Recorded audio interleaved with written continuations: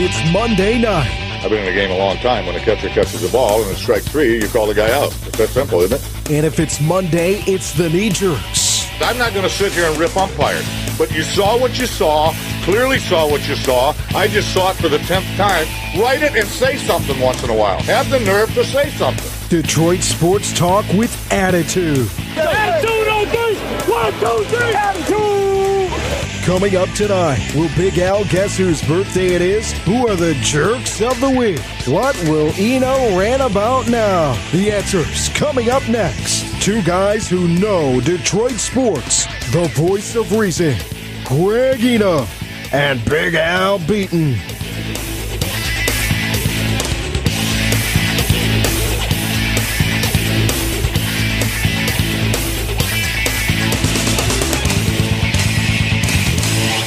It's May 6, 2018. That means it's time for the Knee Jerks, Detroit Sports Talk of Eno and Big Al. I'm the Big Al of the equation, Al Beaton, longtime Detroit-based podcaster and blogger. Joining me, as always, is Greg Eno of numerous places on the web. He can explain where exactly to find his latest and greatest. Greg, welcome back.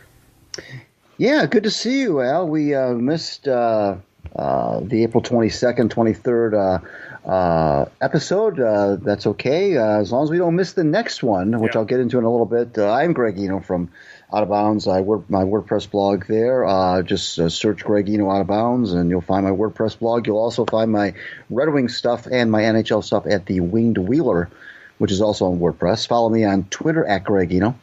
Follow the Knee Jerks on Twitter at the Knee Jerks, and our Facebook fan page is facebook.com/the Knee Jerks. We have a group there, oddly enough, called the Knee Jerks Group. That's convenient, and you can check us out there. And we have a number of things to talk about, but what I had alluded to cryptically a few seconds ago is 2 weeks from this week will be our 9th, yes, I said 9th, anniversary show, if you can imagine such a thing. We have been doing this podcast since May of 2009, and we started it right around Memorial Day of 2009, so we always kind of mark late May is our anniversary date, and so we will be bringing back, as we always do, a number of guests, some of our good friends back on the show that we will record on Sunday the 20th and bring to you on Monday the 21st so that we can celebrate 9 years. What do you think about that, Al? I can't even remember 9 years ago. Oh, yeah, Jim Schwartz hadn't even coached a football game yet for the Lions. That's how long ago it was. Tigers were still a pretty good team, all kinds of. Matthew Stafford hadn't taken one snap as a Lions quarterback. You're just showing how old we are.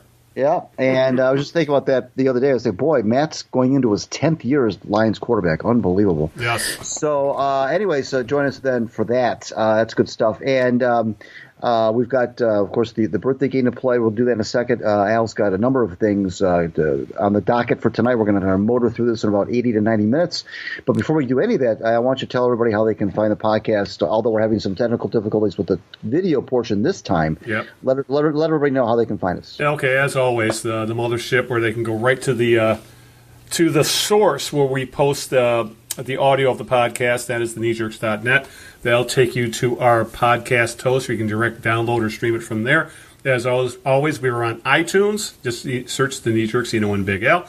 Also on Stitcher, which can be found on pretty much any device when it comes to Android, iOS, or PC via the browser. Just go to Stitcher.com and do a search for the Knee Jerks, Eno and Big Al. Also, we are on YouTube. Again, the Knee Jerks, Eno and Big Al. If we have video issues, which we're having today for some reason, I don't want to get into it, but I will usually also post audio of the podcast on YouTube as well, because I know a lot of people just like to get all their stuff through YouTube. So those are the three main places. And, of course, the RSS feed and all the other links to, if you want to put the RSS into your podcatcher of choice, plug it in there. That's all at thekneejerks.net. And, of course, iTunes, Stitcher, and YouTube. I think that covers it. That absolutely does cover it. And before we get into all that, all the topics that Al has on the agenda tonight, let's do a game we like to call Whose Birthday Is It, Maestro? We baked you a birthday cake. If you get a tummy ache and you moan and groan and woe, show. Don't forget we told you so. Happy birthday! Happy birthday! Everybody knows how we play this game by now. I'll give Al a clue or two or three of an individual whose birthday it is today in the world of sports. And tonight, if he can guess that person correctly within the first two clues, he will receive lawn jarts.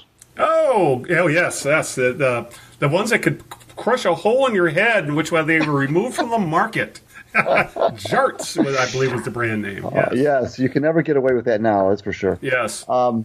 This person, Al, made his name in the world of hockey, I'll tell you that. He was born on this date in 1972, so he's 46 years old today. He made his living playing a position that's I'm not going to give the position yet. That's probably going to be too much of a giveaway. But he did play through his age. He was age 42 when he retired, and he played most of his career on the East Coast. And I will tell you that he was a French Canadian. More than likely, it's a goalie. More than likely anyway. But I don't know. Probably getting ahead of myself. And there's a couple of names that come to mind, but they're not springing to mind because I'm getting old, and I think I baked in the sun too long when I was in Florida for 2 weeks. So, you know what? I'm going to pass on this and go for the $50 question on the next one because right now nothing's coming to mind. Okay. So. Okay, fair enough. Because you live to stump me. I mean, you want to keep jarts for yourself, I'm telling you. All right, with that, we'll get to question two down the road. But let's get underway to what we need to talk about because we have a lot to cover considering we've been off for a month. First off, NFL Draft was the last weekend. Lions drafted a bunch of guys, and, we'll get into what's going on with the grading of the draft and what the Lions might be doing with those guys.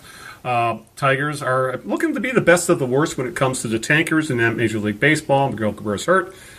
We have no idea what's going on with the Pistons and Stan Van Gundy. Nothing's, who knows? We'll wonder why this is still limbo. And, of course, the Red Wings are going to draft 6 in the NHL Draft. We'll get into as much of this as we can in the limited time we have. But we need to talk about the draft because that is the really big story, Greg, of the last couple of weeks. And for the first time in years, I didn't watch a single bit of it because I was at my dad's place in Florida, and I was having too much fun doing other things and to worry about football. I was kind of keeping an eye on it online. How could you not? I mean, it's all over Twitter and Facebook and all over the web. So at least I was able to follow along, so I know what was going on. And as usual, Greg, the Lions draft a bunch of guys that most of us have never seen play or have seen very little play because Quinn likes to either surprise us with small college guys or draft from the SEC. And this is Big Ten country. And immediately afterward, the draft was panned, which we'll get into for ridiculous reasons why. But I guess the surprising part of this, Greg, was for all the talk going into the draft, and we talked about a little bit ourselves, that the Lions are going to hammer the defense, go defensive line, go linebacker in the draft. They wanted to go front seven. They only ultimately drafted one defensive lineman, and that was in the 4th round. Apparently in this draft, Greg, Bob Quinn, general manager, decided he was going to fix the running game, full steam ahead. We're going to do it this year finally for good by drafting 4 offensive players in total, 2 offensive linemen, a running back, and a fullback. And fullback's coming back into the team, coming back to the roster. But because of all this, and the Lions not drafting who the experts thought they should draft, the draft was panned by a lot of teams. I think the general consensus was a B minus of the grades. And I'll talk about how stupid those are as we go in. And the thing is, though, if you look at most of the draft grades, almost everybody gets an A or high B or something like that. But being we have no idea, Greg, what Matt Patricia's plans, strategy, schemes are going to be for his team, to kind of get upset over who they draft and why is, it's a fool's errand. So from all accounts, Greg, they got probably the top center in the draft. They got a highly rated running back. They got a offensive tackle who dropped it down to the 5th round. So it was considered a steal. They drafted the fullback in the final round, in the 7th round. And also, as always, he seems to surprise us in the middle of the draft in that he drafted a small school safety. So I don't know what really to say more about the draft other than Bob Quinn. I think he thinks more than anything the reason why this team didn't make the playoffs was the lack of a running game, and he says, I'm going to fix this for good. So, thoughts on the draft? Well, one of the first things that came to mind was how I was both surprised and impressed by how much the fan base liked the first-round pick. The Frank Ragnow pick was, I thought, widely praised. In fact, I think once they realized what the plan was, because I think they all had their hearts set on the lineman. If you kind of followed along what's going on in the line, right? In fact, to the point where anyone who chimed in, critical of the pick was drowned out. I mean, of course, Carlos Monero is our favorite columnist at the Free Press. Came out right away and gave it an F, gave the pick an F, and which was that was a whole other thing. But anyway, the fans reacted to that Monero's column very viciously and called him out on it and said that this is the way to go, and they were all on board with it. I mean, this guy Ragnow did not, according to the stats from college, had not allowed a sack in his entire. I think he started 3 years for Arkansas. Did not allow one sack. Now you might say, well, how can you grade a center for allowing sacks? But there are metrics to do that. Yep. He is by all accounts going to really solidify the line, and enables Travis Swanson to go back to his moral. Swanson's gone. Swanson's gone. Not Swanson. Yeah, Glasgow is moving back to guard. I'm sorry, I meant Glasgow. I'm sorry. Thank you for the correction. Glasgow gets to move now back to guard, which I think is more of his natural position. And so now they've got a line now that has the makings of being pretty solid if they can stay away from injury, which was part of the problem last year. Was T.J. Lang missed some time, and Wagner was beat up a little bit, and people were just kind of beat up on the line a little bit. So so I was really impressed by how the fans welcomed Ragnow with open arms. I think, like you said, they see the plan. They know that the running game was an issue. I'm thinking immediately back to that game against the Steelers on national TV, where they had like a bajillion red zone trips and no touchdowns, which killed them. Basically lost that game for them. And how many times have we see them on a 4th and short? Not be able to move, get even a half a yard, let alone anything else.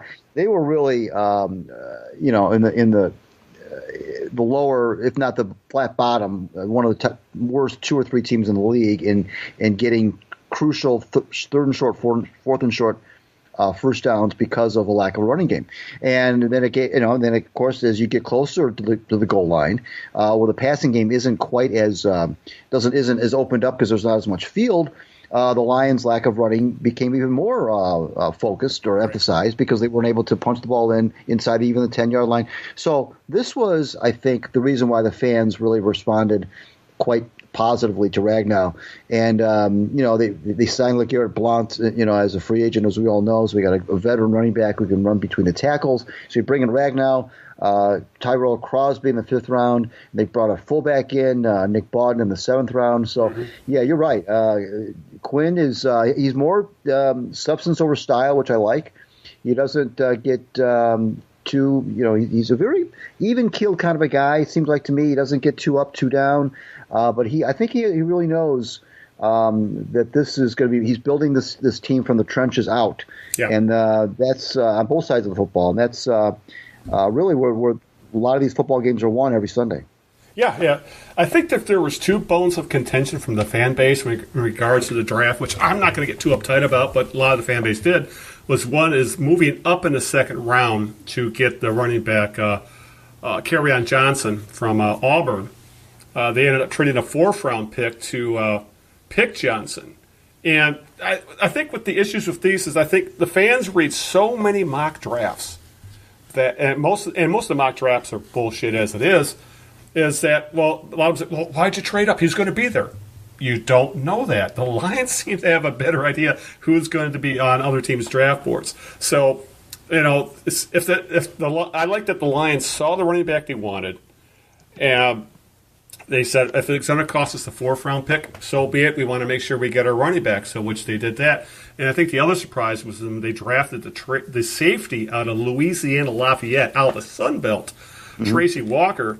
But I think this is one of those kind of like a tease Tabor pick where I don't think they're going to get much from him this year. but this is laying the groundwork for Glover Quinn. He's on the bad side of 30, and they're kind of trying to find his replacement. Might be a year or two before he becomes that replacement, but I think they're laying the groundwork for Glover Quinn moving on to greener pastures or retirement. Well, you have to think like that. I was thinking, as a matter of fact, before we did the show, I was even thinking about how it might be a little bit too soon to think this way, but you got to also start to think about the replacement for Matt Stafford. I mean, I hate to say that. I mean, I think he's got a lot of football left, but he's heading into his 10th year. I was thinking back to when the Packers they didn't really draft. They drafted Aaron Rodgers, I think, in 2006 or 2007, right. And by that time, of course, Brett Favre had been 14 years into his career, so it may be a little bit too early to say, well, we got to start thinking about drafting who's going to be the next quarterback, starting quarterback, not just who's going to be a backup or who's going to be a depth guy, but who's going to be the.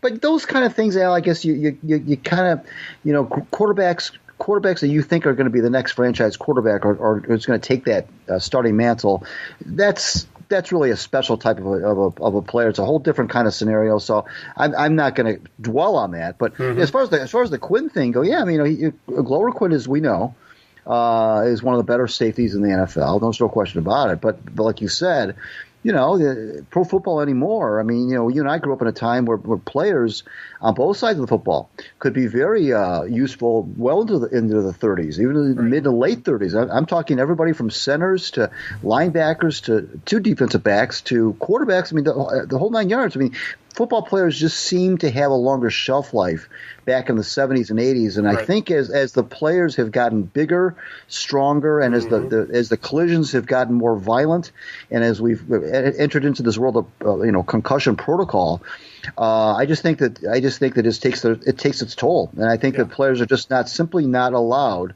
or not, I shouldn't say allowed, or not able to play as long as they used to. So that age 30 figure seems to really be that point of no return, if you will. And so as much as we love how Glover Quinn has played, as much as we love how Golden Tate has played as he gets around that age as well, you have to indeed remember that this is a very, very short. Some of these guys, their windows of opportunity or windows of stardom, if you will, can be very, very short. And but I think all in all, I mean, not a sexy draft by any such stretch of the imagination. I don't think overall, I don't think it was sexy from all 32 team standpoint. But as far as the Lions go, I think they addressed a lot of what they wanted to address, and I think the fans, for the most part, are happy with it. Yeah, it's really something to watch what Quinn's done over the last couple of years. Specifically, for years, fans have cried about the offensive line. Well, why don't they throw any? And it's kind of a false narrative because Millen and Mayhew both did quite a bit trying to fix that offensive line using high draft picks. They just drafted the wrong guys, or the schemes weren't a good fit for them, or whatever. But look at what Quinn's done. He's got 2 first-round picks and a third-round pick from the center on to the left tackle. Then he's got 2 high-priced free agents on the right side of the line. Now he adds a between-the-tackles runner and Blunt, and it looks like they're going to get ready to move on from most of the running backs they have with this pick of Johnson. So and plus now they're bringing back a fullback. So because that's something. Remember a couple years ago, Jim Bob Cooter was like, "We don't need a fullback. We'll just move a linebacker back there every once in a while." And that didn't work pretty darn well. So all of a sudden now we're back to having a fullback.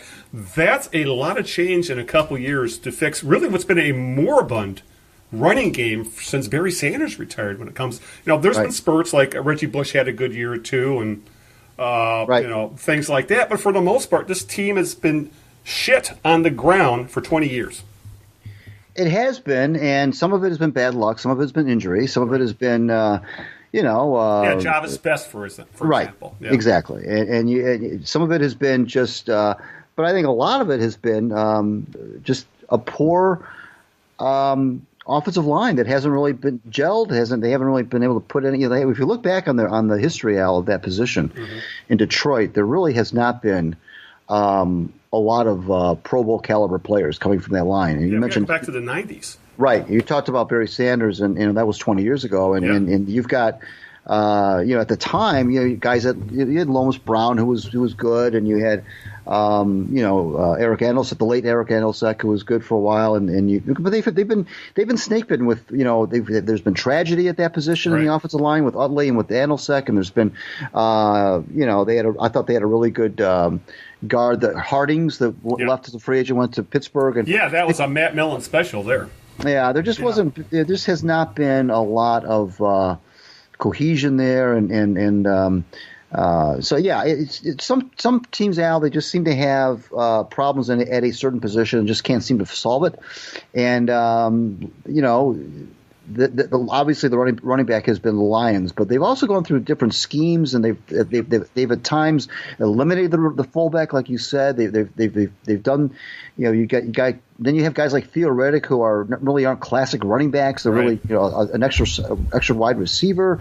And then you got on the flip side, you got Golden Tate who did play some running back at Notre Dame, who's a slot guy, and so there's been they've just been snake bit at that position. So that's why I think it's exciting to bring in a guy like LeGarrette Blount, who obviously is past that witching hour of age 30, but has been pretty productive in the last couple of years. Has won some championships, and excels at an area where the Lions were woefully inefficient, which is running between the tackles. Now you can't blame it all on the line. You have to have a running back who can make those yards, and that's another thing Lions haven't had.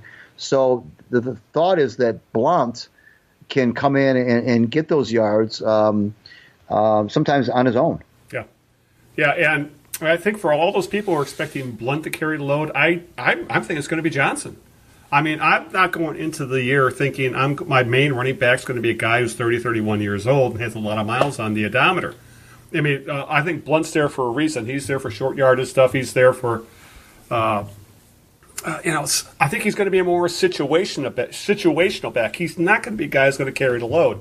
And I think maybe this year it probably will be spread out a little bit more. And but if I was a betting man, and if things work out the way we would hope and support, Johnson is going to be probably be the feature back by the end of the season. And if I'm one of the other running backs, specifically Abdullah, I'm polishing up my resume because you got to wonder how much longer I'm going to be on this team, because this team has too many running backs under contract right now. When you factor in, Washington and Zenner, Abdullah, Blount, Johnson, and who am I forgetting? You just mentioned them. So there's going to be a lot of upheaval at that position, I'll say at the very least. And we know only two guys we know who are going to be on this team for sure at the start of the year is going to be Johnson and Blount. After that, I think it's going to come down to what guys fit Patricia's schemes and what guys will be able to help out on special teams. Because I think those two are going to be your feature backs at this point. Well, the other thing too, Al, is that when you bring in a new coach and a new staff and so forth, nobody really is married to anybody on the roster. I mean, there's really everybody has to kind of, not everybody, because there are some players obviously that are going to make the team no matter what, but there's certain players that are going to have to prove themselves again, or I mean, that's just the way it goes. You can't just there are a handful of players on both sides of the football that can probably say today, yeah, I'm going to start, or I'm going to be on the roster, no question about it. But there's a lot of players who, you might see some surprises. You might see in training camp or during the exhibition season, you might see some cuts, for example, of players who we thought were pretty safe here because of what's happened in the past. There's been talk of Riddick, whose name I couldn't remember, might be the odd man out because the Lions think that they can replicate him with Amir Abdullah, who's younger, and I think younger is the biggest thing. So, well, I mean, what you're trying to do on a week-to-week basis is you're trying to make, if you're on the offense, you're trying to make the other team's defensive coordinator uncomfortable. You're during the game plan week. And a guy like Riddick, made defensive coordinators uncomfortable because he was a rare guy who could come out of the backfield and really be very dangerous as a receiver. And not a lot of teams in the NFL have that component, and so that was one thing that was going for the Lions, and that was going for Riddick. Now that's the argument you can make for him. Right. The argument you can make against him is that the Lions haven't really done anything with that component that really has moved the meter. So why not try something else? So we'll see. But the other thing is Eric Ebron is gone. Right. That's another one. That was kind of a surprise to me. I think we were talking about Ebron just before that happened, and then he got released. Right. And I believe he got picked up by who picked him up? Carolina. Yeah. So we'll see. Yeah. It's and that was another position. I think the Lions are just hoping for improvement internally, and from a couple of not very expensive free agents, and probably hoping to replicate his production with about 3 different guys, which honestly kind of makes sense at this point. Because they can do that for a fraction of the price that they were paying. That they were paying him. It was $8 million a year, something like that. They were paying Ebron. So they're going to replicate close to his production at a fraction of the price. One other thing I wanted to kind of touch on, Greg, was I think the reactions to the draft, or I guess how over the top the draft has become, in that every draft pick gets graded, which is absolutely ridiculous. Every fan, I think, thinks of themselves as some sort of expert because a lot of them watch college football, at least the big schools, and there's so when you factor in between, they've been doing mock drafts. Actually, I'm already seeing mock drafts for next year, for Christ's sake. So mock drafts are almost a 365 day a year thing. Then you have the immediacy of you have to give a grade to each pick. Even though, especially in the Lions case, you don't know exactly what Matt Patricia's plans are for the defense. What kind of changes is he going to make to the offense? What kind of schemes is he really going to run? And how these players are going to fit? So because I even saw some of the Lions beat writers thinking, well, they might have thrown away that pick on Walter, the 3rd round guy, and it's like, why say that when you don't? One, he's not even in camp, and you don't know how it's going to get used or what the plans for the future are. And that's the other thing I think we all tend to forget, at least a lot of fans do, even sometimes the media, is that these GMs, Greg, are playing the long game. They're not planning for just this year. Quinn is playing for next year, 2 years, 3 years down the road. Like for example, word on the street. If you do any filing of the draft, is that next year the defensive line, the front 7 per se, is loaded with talent, more so than it was this year. Mm-hmm. So I think Quinn saw that, goes, I have an opportunity to maybe move in on some of these offensive players when I see other teams grasping for defensive linemen, and I'm going to fix what I can now, and hopefully next year I can move on to the next phase of what I want to repair. At least that's what I'm thinking, that you can only do so much in one draft, especially when you had I think you were tied for the lowest amount of picks you had in the NFL. Yeah. They only had five, 6 picks. No, they had 5 picks if I remember right. So, and they had to trade back into the draft to get one of that 4th round pick. So, I hate grades; they're stupid. Mm-hmm. I hate mock drafts; they're never correct, and I hate fans who think they know more than the teams and the GM. And we both spent enough time online looking at this stuff to realize that I know enough about what I know about football. They probably feel a thimble of what something like Matt Patricia or Bob Quinn knows. And I'm smart enough to realize that and not think I know better than these guys. And that's what gets me when you listen to sports talk radio or read comments saying, well, so-and-so was going to be there in the draft. They didn't need to trade up. They didn't need to trade back in to get this guy. Or why didn't they draft this position? I don't know. It's frustrating. I hate telling people how to fan, but right.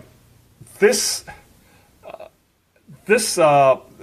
with football fans thinking they know more than the GMs, it's absolutely hilarious to see sometimes. And I know it's not going to stop, but it's very frustrating to see people get upset about things that they're making decisions based on incomplete information, I think is what I'm getting down to. Because the teams have all the information. That's why a lot of players dropped much further than the reporters and the public saw. You know, the other thing I liked about this Ragnow pick, Al, was that it was so it came as a surprise to everybody, including Ragnow. The Lions briefly spoke with him at the combine. There wasn't a lot of contact with him, and this is according to Ragnow. Yeah. There wasn't a lot of contact with him. He didn't think that he was necessarily on their radar, on the Lions' radar, and there was certainly no. I didn't see a lot of buzz about him, about Ragnow, with being connected to the Lions until very, very, very late, just before the draft or even the day of the draft. So I kind of like the fact that, and I don't think this is just, Bob Quinn being,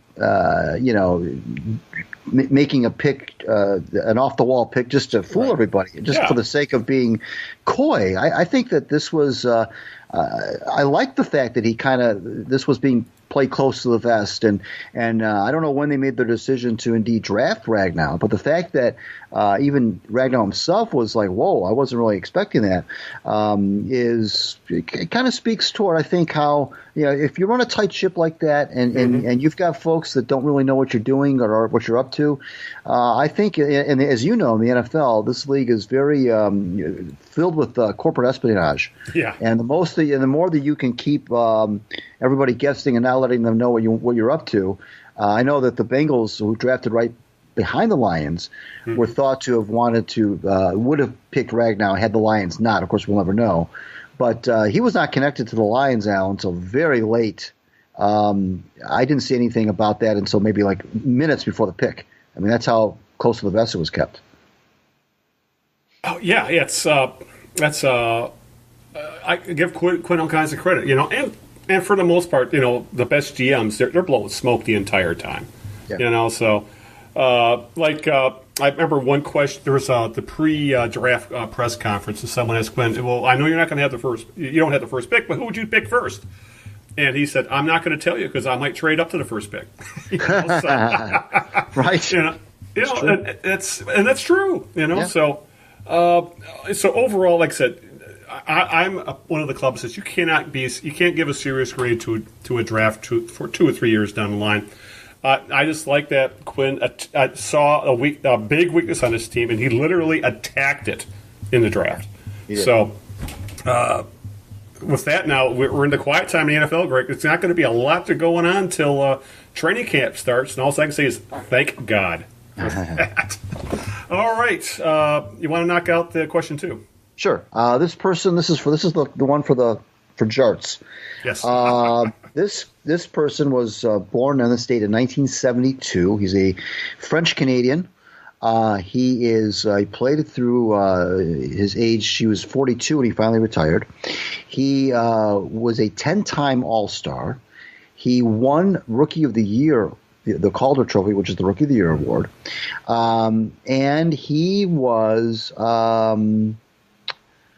played most of his career on the East Coast. And I will tell you that I'm not sure this is going to be a giveaway or not. His father was a very well-known hockey photographer for the Montreal Canadiens. Oh, boy. Oh, God, that's a well-known photographer. There's a couple. I'm drawing a blank. I really am on this one. I could use those Jarts up north, but I don't think it's going to happen because I am drawing a complete blank at this point. Like I said, I baked in the sun for 2 weeks, and I think it's affecting me right now. So okay, all right, just give me the gimme, and I bet you I'll miss that too. All right, let's move on to we touched on this on the last podcast, and realistically, Greg, the weird part is we're still in limbo about it. Now, I want to talk a little bit about what's going on with Stan Van Gundy. Yeah. There's not been a peep from either the Pistons camp or Stan Van Gundy himself or Stan Van Gundy's front office, like Jeff Bauer, his GM. Right. It was confirmed that the meetings when we last talked, we said they're going to meet and talk about what they want to do, and we'll see if Van Gundy's going to stay. It was confirmed those meetings between Gores and Van Gundy did take place, but reports from Adrian Wojnarowski at ESPN, he claims that Tom Gores wants SVG to return as the coach, but with a restructuring of the front office, which I can see what Gores is thinking, because Van Gundy's under contract for one more year, but the entire front office, their contract ends at the end of this NBA year. So they're all under 4-year contracts. That's kind of odd, but that's how it's working. Since that report came out, I think about a week ago or so, there has been nothing, zilch, zip, nada from anyone, anybody, anything in the organization. I mean, literally, Greg, the players and the fans are literally in limbo. There's been no announcements, no other rumors saying the Pistons are poking around at other coaches or looking for other front office types. There's been nothing. And I find this absolutely baffling. Usually by now, teams have made, especially teams that aren't in the playoffs and are contemplating changes, right? They either have already made those changes or have announced that they're keeping guys, one or the other. The fact that we're pushing the semifinals of the NBA playoffs at this point, and we still don't know what the hell Tom Gores is truly thinking and what's going to happen to the front office. I mean, I thought the longer this went, it likely meant there's going to be no changes at all. But I'm at a point now where I'm not confident in that either at this point. I have no idea what's going to happen. I don't know if these two are battling as to right. As to what they're going to do or what's going on, or if Gores is laid down a law and Van Gundy wanted some time to think about it. But it's absolutely ridiculous at this point that there's been no announcement in either direction, and that really, I think that kind of tells me right now that either the owner is ineffectual, or the owner is waffling, or the owner, has. I really don't know. That's how clueless. We've never been in this kind of situation before as fans of a team to be left in limbo this long, and I'm baffled by it. And we wouldn't be baffled by this if there wasn't all this chatter toward the end of the regular season that indicated that Tom Gores was going to really truly reevaluate this whole thing. After 4 years of Stan, okay, yeah, he's got the 1 year left on the contract. I get it. But if there hadn't been all this chatter that there was going to be this meeting, there was going to be maybe a restructuring, and we have to reevaluate what we're doing. And I know he was interviewed toward the end of the regular season. They caught him at halftime of a home game, a rare home game that he was at. One of the story he makes every year. Yeah, that's another story. But anyway, he basically said we're going to, really take a hard look at what's going on. And had none of that been the case, we would have just said, okay, Stan's coming back, and he's got 1 more year left in his contract, and there would have been the talk, of course, about him being a lame duck, but there wouldn't be all this consternation about whether he was coming back or not. Now, right now, Al, you mentioned all these scenarios. Either the owner is ineffectual, the owner is this, he's that. The other possibility is that he's crazy like a fox, and he's got somebody planned to bring in that's maybe right now still in the NBA playoffs. See, you're far more optimistic than I am. Well, I'm not saying. I'm just saying that's a possibility. You're right. It is a possibility. I'm not saying that's. I really don't truly believe that, but I'm just outlining what the other option might be. Is that he's got somebody. Gores has somebody in mind who he can't talk to right now because their season's still going. I don't necessarily believe that. Here's what I do think, that I don't know who, Al, would come right now. The way the front office, if they're going to restructure the front office, there's only so much you can do with it's not like they've got a bunch of people that they can bring in. They've only got Arn Tellem, Jeff Bauer, and Stan Van Gundy. I mean, there's really not a lot going on there. I mean, they don't have Scott Perry's. And to break that down, Tellem is business side, Bauer basketball, essentially, and Van Gundy is the head muckamuck. Now let's look at this from a practical standpoint. If first of all, I don't think Stan Van Gundy would want to just be the coach after 3-4 years of not being just the coach. I can't imagine him wanting to do that. Secondly, I can't imagine anybody from the outside coming in to be an executive with Stan Van Gundy as the coach after knowing that Stan's been here for 4 years as the president. what front office guy is going to come here under that kind of a weird scenario? That's strange. And you come in with a guy who's already the coach, who's got 1 year left on his contract, who's been the president for 4 years. Who the hell is going to come here with a straight face and take that situation over? And then you've got on the basketball/business side, you've got a bunch of unmovable contracts. Yeah, you took the words out of my mouth there, because the roster is pretty much static. They're right. So whoever does, whatever you do at the front office, they're whether it's Stan Van Gundy or Jeff Bauer or Arn Tellem or somebody from the outside, there's not a lot they can do, at least this year, with the roster. So it's kind of looking like they're going to stay status quo. Now, if you're going to stay status quo, and when I say that, what I mean by that is that everything's going to stay the same. That Stan's going to be the president, he's going to be the coach, and I don't know that there'll be necessarily an extension awarded. But what I'm looking at here, I'm reading the tea leaves here. I know that Stan has kind of sent out these smoke signals where he's kind of mentioned, hey, we've only had our big three, Blake Griffin, Andre Drummond, Reggie Jackson, together for like 4 games or something like that. He's mentioned on a couple of other occasions, Reggie's, when we're all healthy, we're a pretty good team. And those to me are smoke signals that's saying, hey, give me a chance to work with these guys one more year. Let's assume that they're all going to be healthy, which you can't do because Reggie Jackson, we've seen, is very prone to injury. And you can't do it because Blake Griffin is prone to injury. So you got 2 of your big 3 that are prone to injury. Okay, and so you can't go into the next season with just this assumption that everybody's going to play 75 and 80 games, and then we're going to really see what these guys can do on the court together, because that's just the history tells you that these guys, at least 2 of these guys, are going to be in street clothes a lot of nights. So it's a situation. What it is, Al, it's kind of embarrassing because it just makes it look like that Tom Gores does not have a plan, number one. Because if he had a plan, like you indicated earlier in this discussion, if he had a plan, it would be executed by now. Right. And I can't imagine that his plan is to go a month and a half after the regular season ends with no decision to be made.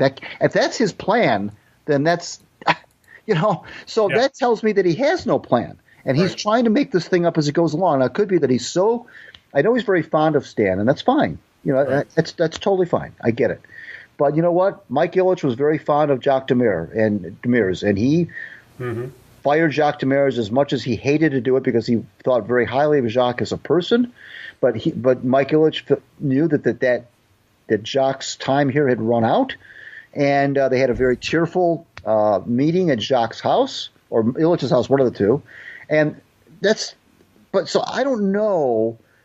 I don't want this relationship, this bromance between Gores and Van Gundy, if there is one, to hamstring the rest of to hamstring the future of the organization. It seems like the future right now is being held hostage by Gores being enamored with Stan Van Gundy. And I just think that by now, I'm not seeing Van Gundy. The only scenario I would see Van Gundy leaving the Pistons right now is if he was indeed told, or it was suggested to him, that he stay on as coach only. Because I just can't imagine him doing that.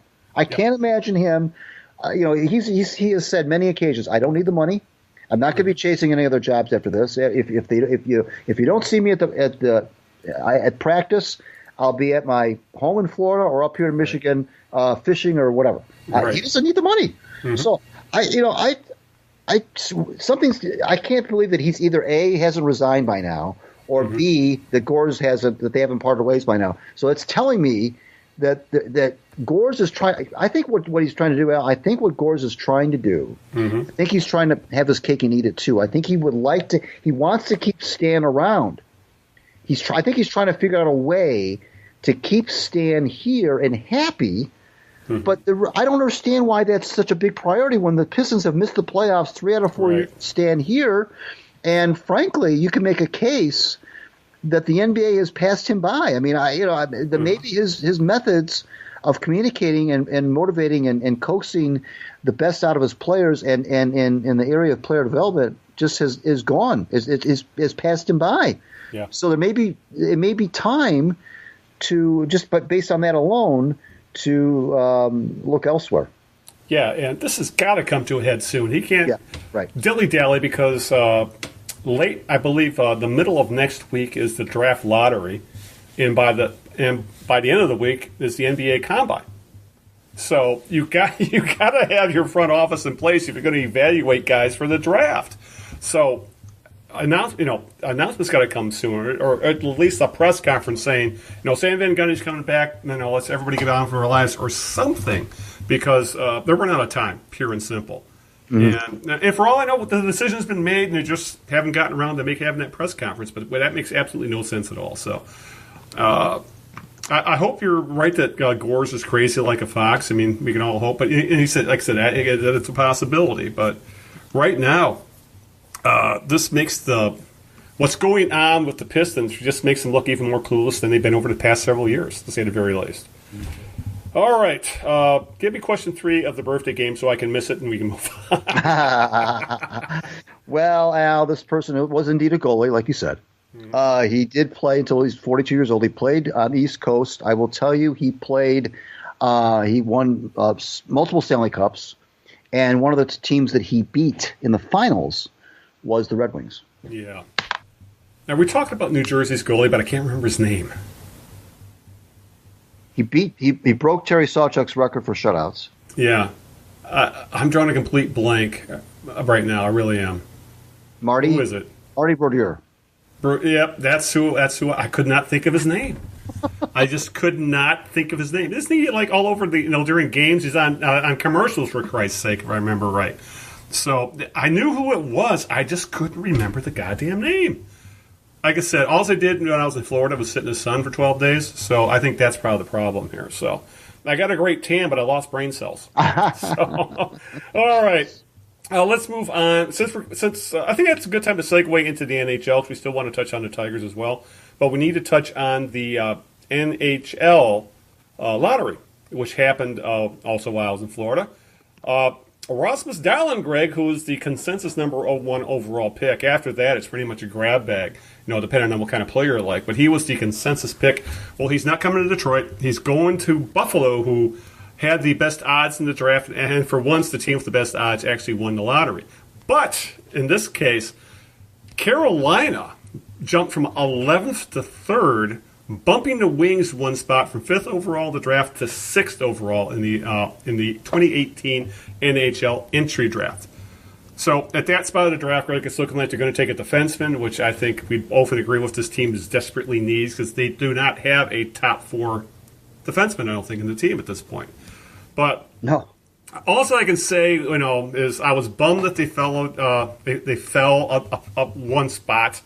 I don't think it's going to make that much difference. If you're not getting the number 1 pick in this draft, I don't think it makes that much difference if you're picking 2nd or you're picking 8th at this point. I think the Wings are going to ultimately end up with a pretty darn good player. God forbid they screw it up, but I don't think they will. There's a handful of guys right there I think would all be great fits like that. Hughes from Michigan, for example. There's a couple other guys. They're all defensemen for the most part, which this team really, really needs. I just hate lotteries, period. I just think, you have the worst record, you get the first pick, and if you're going to tank and piss off your fan base, then so be it. But doesn't work that way in many sports anymore, Greg. Unlike Major League Baseball, where it seems like half the league is tanking at this point. Right. But in this case, though, it didn't cost the Wings too badly, just dropping to 6. So they're going to get a good player. They are going to get a good player. I think the whole Rasmus thing, Dahlin thing, was obviously a pipe dream. I mean, that would have been that would have been a huge luck of the draw. It would have been a huge luck of the draw, which this team could have, of course, certainly used. That's for darn sure. At a position that I can't remember, Al. Boy, it's been a long time since the NHL has had a player come out of the draft that's been this widely heralded, who's been a defenseman. That's the defenseman, exactly. That has not happened in a long, long time. They're talking about Bobby Orr, and they're talking about. I've heard comparisons to Lidstrom, for Christ's sake. Yeah, I mean that's just right. I mean, in terms of the impact on the game, right. and I think that it's usually when the one thing I got to give the NHL credit for is that we usually when there's a lot of chatter about a quote unquote can't miss player, and usually it's somebody who's indeed drafted first overall. Right. Those prognostications are usually pretty accurate. I mean, those players are usually live up to it. At least they come close to it. There haven't been a lot of players that I can remember recently, anyway, that have been hyped so much who've been complete flops. I'm thinking in the recent year, Austin Matthews was as good as advertised, for example. Connor McDavid was as good as advertised. By all, Crosby, of course, because that was a long time ago. But for all intents and purposes, so I believe the hype. I mean, I really do. I mean, it's been across the board about this Stalin kid. That he's a difference maker. And, of course, if any team needs a difference maker other than the Red Wings, it's the Sabres, of course. But I don't think the Red Wings ever seriously thought they had a shot at him. Right. But, it's they've got a lot of draft picks. They've stockpiled a lot of picks. It's the opposite of the Lions had. The Red Wings have lots of picks this year. And, it only behooves them to have as many as they do. But this is where the rest of the league, like I told you, has caught up to the Red Wings. They no longer can be pull these rabbits out of a hat like they used to in the old days. They've other teams are onto that now. Other teams are beating the same bushes that the Red Wings used to beat before everybody was beating those bushes. Everybody's doing it now. So they've got to rely on good old fashioned. It can't be hey, we found this hidden gem in Gdansk somewhere. Right. They're going to have to really earn their keep. Yeah, and to the Wings' credit, Dylan Larkin and Anthony Mantha were not picked in the top half of the draft. They were mid-round guys. Right. So the Wings had, at least in the first round, it's too early to say about Cholowski and Rasmus and guys like that, but they have done pretty well with guys they found in the middle of the pack. Like Larkin being the best example, who was a 15th pick in the first round. So, like I said, I don't know enough about juniors and college hockey to, not like I do football draft, but at this point, we just have to put our trust in Ken Holland. I know a lot of people hate doing that, but at this point, they don't have a choice. And to his credit, he's done okay in the draft recently. Now that they're starting to get some higher picks, so I'm pretty confident they will do okay, at least at the first pick. After that, it's a crapshoot because we don't even know where Vegas' pick's going to be yet. So, right. And how about that, Greg? Just for a second in the playoffs, Vegas is on the verge of getting to the Final Four. What if an expansion team won the Stanley Cup? I know. Well, I would say this: I would not want to be the next expansion team because they're going to overcorrect and say, "Oh, we can do anything." Look what Vegas did. So, but no, seriously, that's actually amazing. There's been no sport, professional sport. I mean, mainstream of the Big Four, where an expansion team has even sniffed a championship. Yeah, and there's been one time, and that was when the NHL went from original 6 to 12. Oh, that's But I don't count that. That doesn't count. But to explain it, the NHL did it in a really weird way. No, I don't. They kept the original 6. I don't count in one division. Yeah. But it was odd why they did it. They put the original 6 in one division and then put all 6 expansion teams in the other division. Yeah.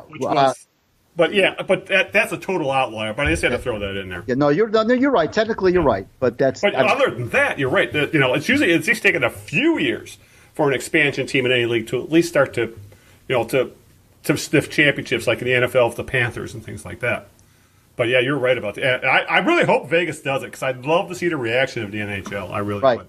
And I would not want to be the Seattle expansion franchise because they're not going to get half of what the Vegas team got. And our old friend Gerard Spud Gallant is the coach. Wouldn't you like to see him in Detroit as the coach? Yeah, I think a lot of people in Detroit would like to see that as well. Yeah, they had their chance because he was, he was available last year. Yeah, and Blashill has yet to really prove anything at this point. While Gerard Gallant, who was a very good Red Wings player, people tend to forget that. Right, he's become a really, really good coach. He has. He really had. He was a good coach before this. I mean, he was. I was surprised when he was fired. Yeah. Last time when he was fired.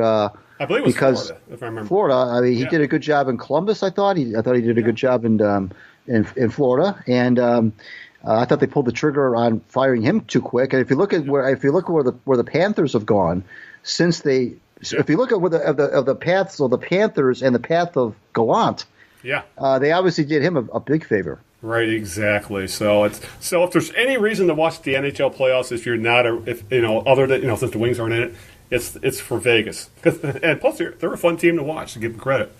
All right, one last topic for a call tonight as we're speeding along here, and we got to talk about the Tigers. We haven't really touched on them that much because really there hasn't been much to talk about. And looking at the numbers. I believe they lost today, so they lost the series in Kansas City.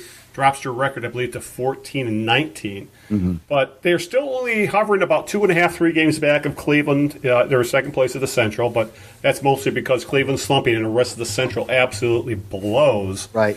And the other fact is, as I alluded to earlier in the podcast, is that it seems like half the American League is, or for that matter, half of baseball, is literally trying to tank. I know. They know if it's gotten to the point that if you're not going to win if you're not going to win the World Series, well, you might as well just go for good draft picks and start all over again.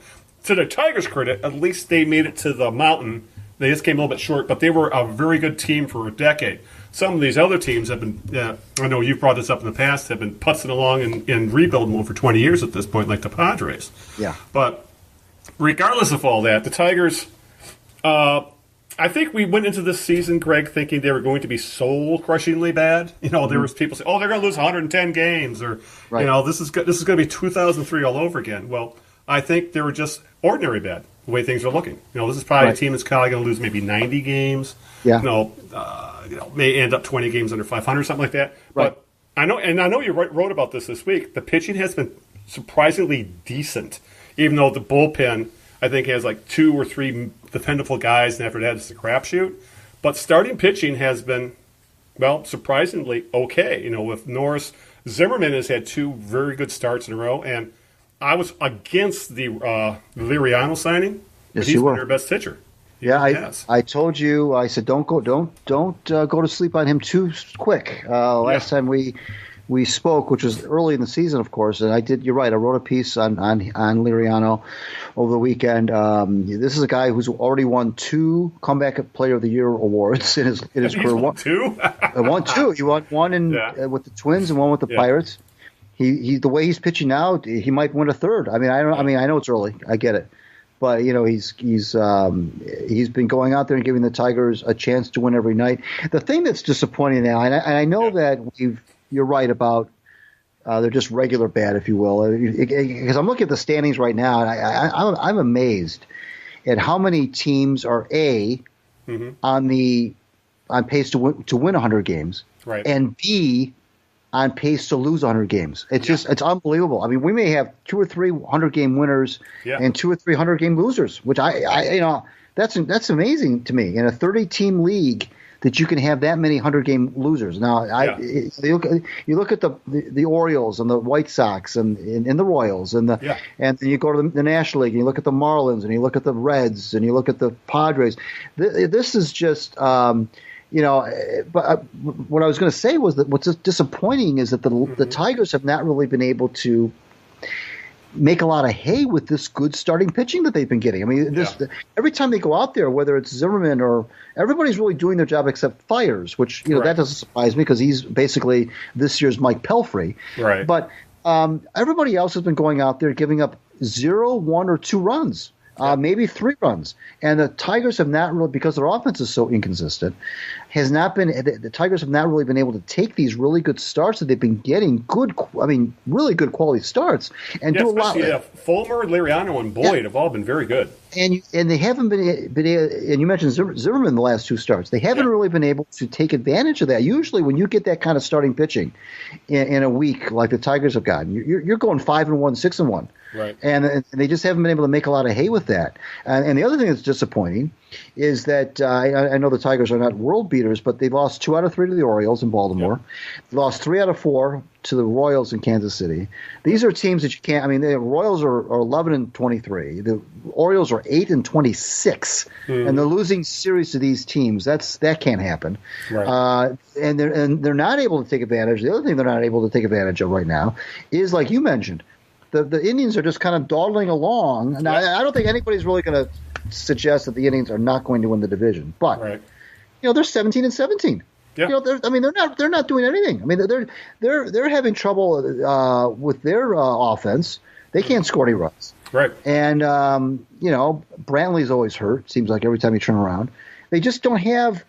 There's not a lot going on there. And but they'll probably win the division. They'll probably win 85, 86, 87 games. They'll win the division by a handful of games. They might make things interesting. Let teams hang around until maybe mid-July. Which is good for the Tigers, I guess, to kind of give the fans some sort of at least a tease. Yeah. But you mentioned it, that they'll probably win 75 games tops. If they won anything more than 75, I'd be amazed. But part of it is, I guess that's what bad teams do. They don't beat other bad teams. I guess that's why they're bad. Yeah. But they go into Kansas City, a team that was 8-22 when you went in there, and you lose 3 out of 4, and that's just you can't have it. The Royals. The Orioles. They won like 5 games when the Tigers were there, and the Orioles beat them 2 out of 3. So it's like half the Orioles have won like 8 games and half of them against the Tigers. I think so. You can't do that. You can't do it.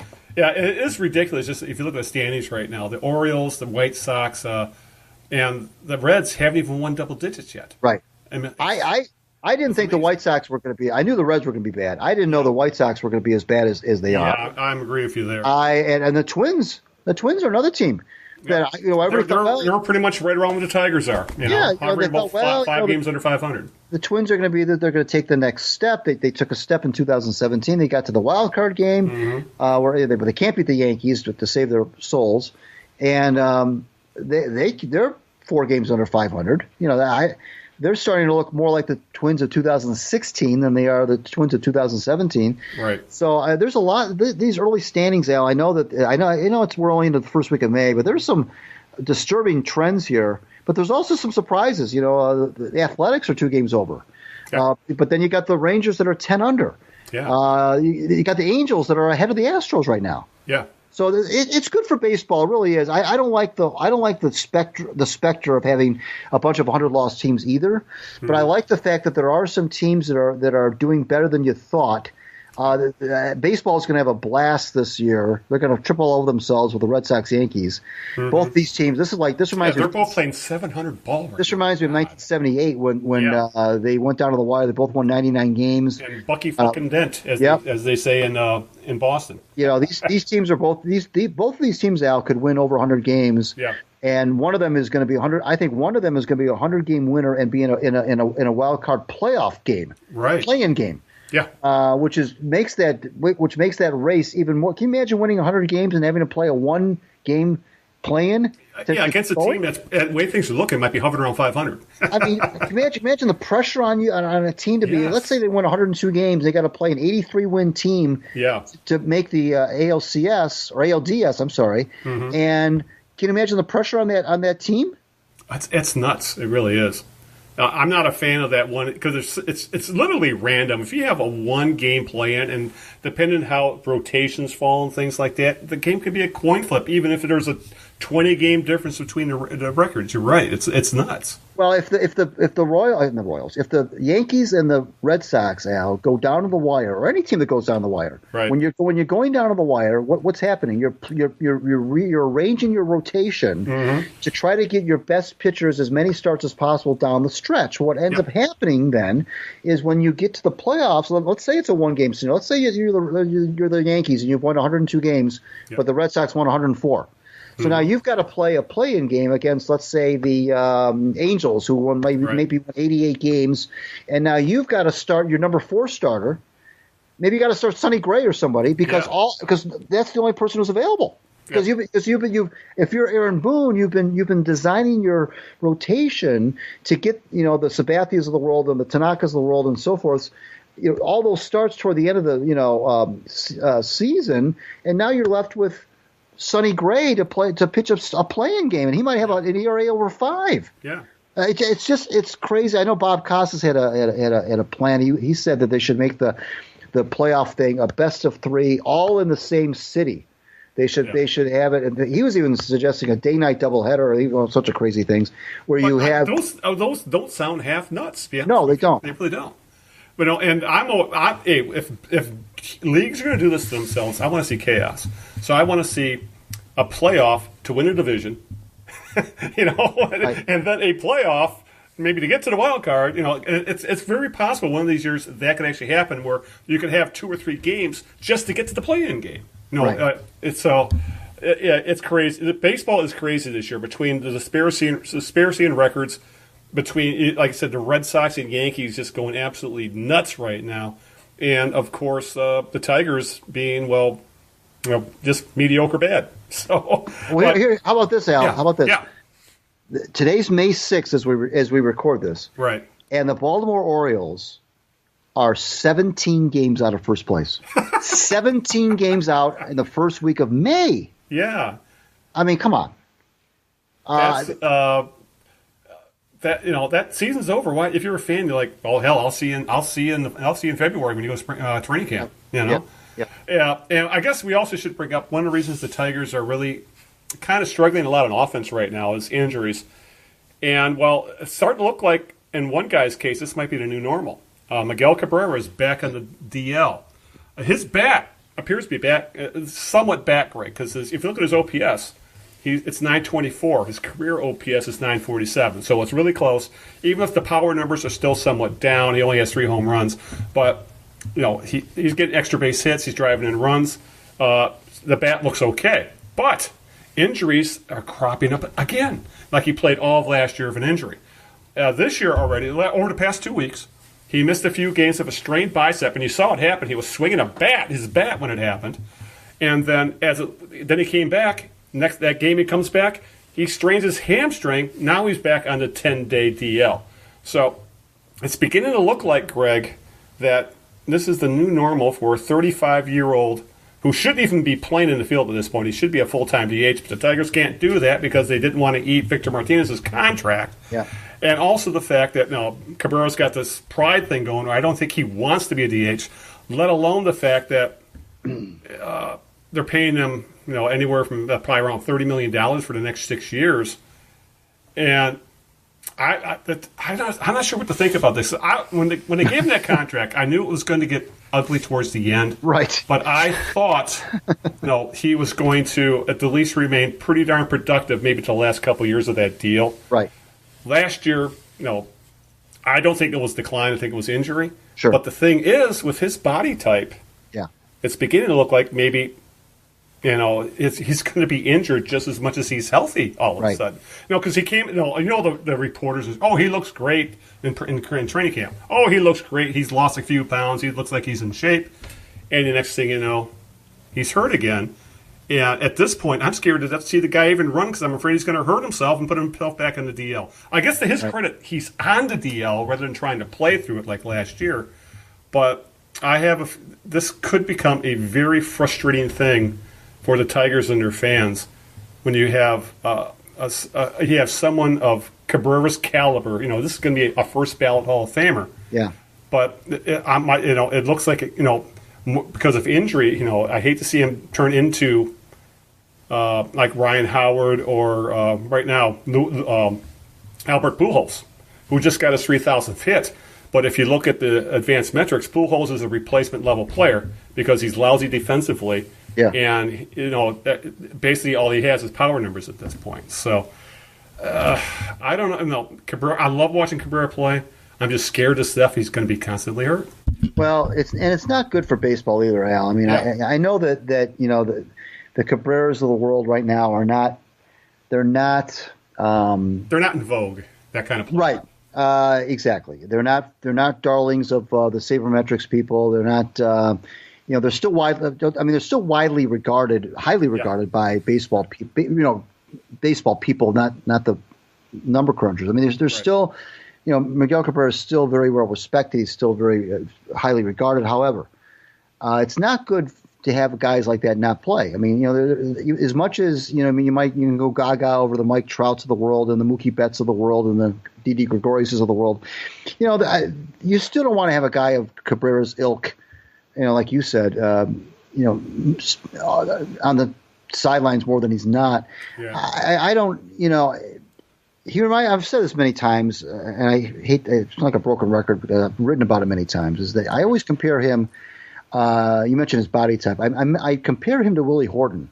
Yeah, Willie was always a big, strong guy, as big thighs and big biceps, and Willie was always hurt. He was always hurt. Very rarely did he get through a season without some sort of an injury. It was always something different. It was always now. Sometimes it was a result of how hard he played the game. Mm-hmm. Sometimes it was just something weird that happened. But he was always hurt. It seemed like he would always be hurt when he was having a really good season, and but yeah, he still played into his late 30s, but he just never. But he was also a DH for the last several years of his career, which sure. The Tigers need to sit down Cabrera at the end of this year saying, "We have an opening DH.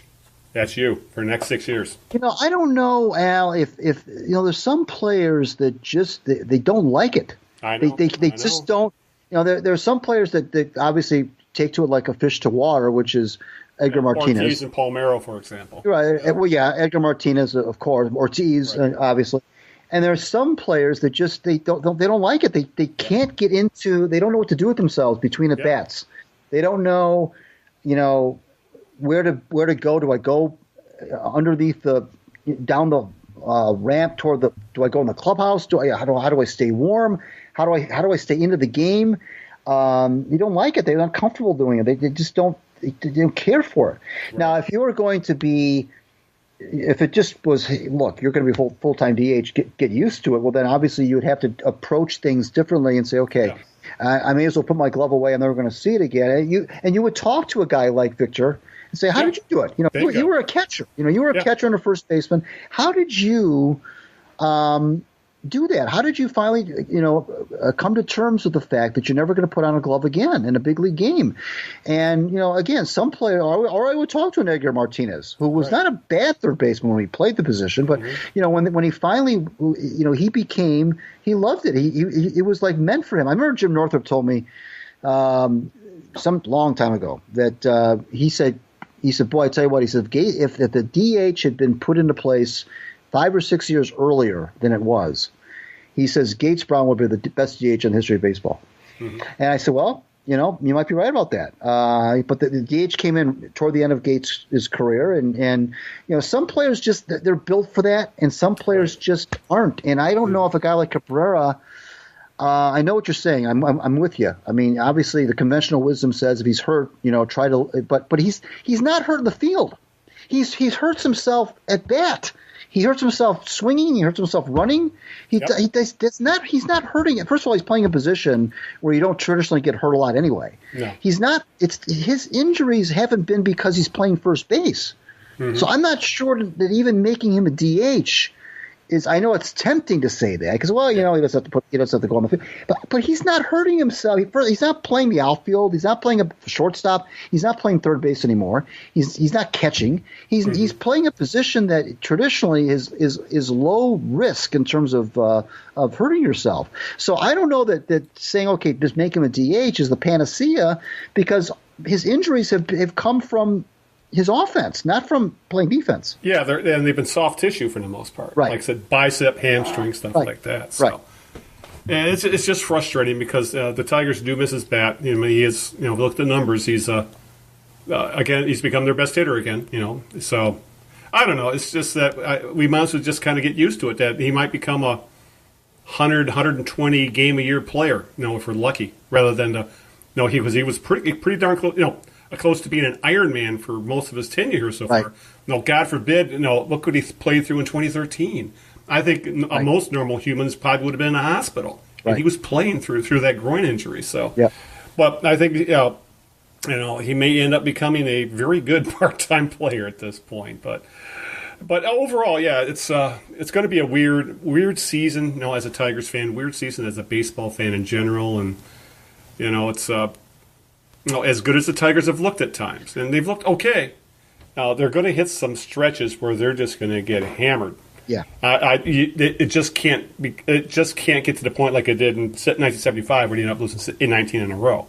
I don't think that'll happen. But there's going to be stretches. They're going to lose 8-9 in a row. It's going to happen. The bullpen isn't that good. The starting pitching could fall apart, and as we've seen, the offense can struggle mightily. Especially like today, they were missing Candelario, they were missing Castellanos, and they're missing Cabrera. Yeah, that's vast majority of offense right there. So. Well, and as much as Ron Gardenhire likes to preach fundamentals and we're going to play the game right. I'm not seeing it. Well, we have and we haven't. I mean, there's been some good, I think, some good aggressive base running, but there's also been some really weirdness going on out there on the field. Guys getting hit on the head with balls and. Well, how about the screwed up shift today against Mike Moustakas? Yeah, the Tigers went into a shift with 2 strikes on them. I think it was 2 outs, 2 strikes. Runner in first and second, they go into a shift, essentially giving third base to the guy in second. He does exactly that. But then the runner in first, he takes second, and no one bothered to cover. And both times on those plays, Norris stepped off the mound, was ready to throw to a base. In both situations, nobody was there. I mean, it's just little things like that we're seeing. Or the game yesterday, Martin dropping an easy fly ball, which extended in the inning. The Tigers have had some major defensive lapses, but I think for the most part, I think it's more not of so much strategy, but just more of a lack of talent. Yeah, and I think that but you know what I've noticed, Al, and we talked about the Lions fan base, about the Ragnow pick. The thing I've noticed about the Tigers fans, to me, I could be off base, but this is what I've noticed, is I think they've been very forgiving. I know there's going to be, you're always going to get your sourpusses who are going to grumble about everything, but I really think that the fans are embracing this team. I think they like the attitude they have. I think they like the scrappiness. Yeah, the Tigers fans really have not had a scrappy team to root for in a long, long time. I'd probably go back to 2006, really. Well, yeah, but I mean, even the bad teams weren't scrappy. You know? Yeah. I mean, right. I think they were a dead fish for 20 years. Essentially, I wouldn't call that the team that won 43 games scrappy. No, I think that the fans are. I think they like Gardenhire for the most part. I think they like the fact that the Tigers players seem to like him as well. I think they like Gardenhire's style. I think they like the way he talks to the media. I think they like his, his kind of his old school, take on things. And I just think that they kind of are giving this team a pass this year. In the sense that they're not going crazy over every single miscue like they did in the past when the expectations were high and everybody jumped down Jim Leland's throat and jumped down Brad Auspus's throat for every single bullpen mishap, every single lineup that they didn't like. Everything was just under a microscope because this team had such high expectations. I think right now the fans are kind of they wanted to see him win, but I think they're being a lot more genteel about it than they've been, and I think that's really the only way to go. Yeah, but just because it is the only way to go doesn't mean that was the way it was going to go. And I think the fans are now come and see me in July when they're 45 and 72. But I think right now. They're winning just enough, and I think Al, I think what's helping them as well, I really do, and I think the Tigers marketing department should be cheering this, is the fact that fans look around. I just posted on Facebook about the Orioles being 17 games out. Right. The fans look around the league and they see all these garish records, and they say, "Oh my gosh, here's my team 5 games under, right? Three games out of first place, and here's these Oriole fans, their team has, like you said, hasn't even won double digits yet. 18 games under 500 and early May. And I think that when you look around and see all these bad teams, I think that you kind of say, you got to kind of put things in perspective and say, wait a minute now. I thought we were going to be one of those teams that was 8-26. I thought we were going to be a team that was 9-23. And we're hanging in there. And I think that does a lot for the psyche as well, because you mentioned at the top of the show, the Tigers are just regular bad. Yeah, and we're using that as a compliment, which is hard to believe, but it's well earned. But yeah, it's exactly. And again, yeah, you're right. We'll talk about this again in like August or even next year, and we'll see how the fan base is still handling the losing. But right now, you're right. I think they've bought into they're trying hard. And we know how this team is when it comes to blue collar guys. They love that crap. So, right. So that's where they are, and we'll keep touching on it. But as of right now, this is a ordinary bad team, and honestly, it's better than I thought they were going to be. All right. Let's wrap up this shindig and keep the shenanigans to a minimum. Who's your jerk of the week? Well, I'm going to go with Trevor Bauer. He's a pitcher for the Cleveland Indians.